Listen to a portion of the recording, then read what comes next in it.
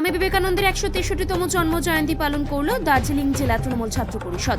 রবিবার দুপুরে স্বামী বিবেকানন্দের জন্ম জয়ন্তী উপলক্ষে দার্জিলিং জেলা তৃণমূল ছাত্র পরিষদের সভাপতি তনয় তালুকদারের নেতৃত্বে একটি শোভাযাত্রার আয়োজন করা হয়।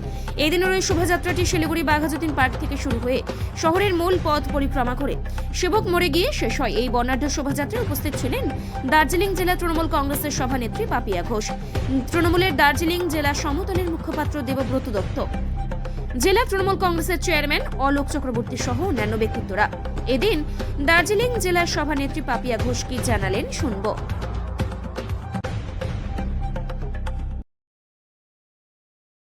ছাত্র অর্থাৎ দার্জিলিং জেলা তৃণমূল কংগ্রেস ছাত্র সভাপতি তনয় তালুকদারের নেতৃত্বে আজকে এই র্যালি করা হয়েছে। আমরা সবাই জানি আমাদের সারা বিশ্বের যে যুব সমাজের পথিকৃৎ স্বামী বিবেকানন্দ তার ১৬৩তম জন্ম জয়ন্তী উপলক্ষে আজকে আমাদের এই প্রভাত ফেরি, এবং আমি সকলকে স্বামী বিবেকানন্দ জন্ম জয়ন্তী অনেক অনেক শুভেচ্ছা এবং অভিনন্দন জানাই।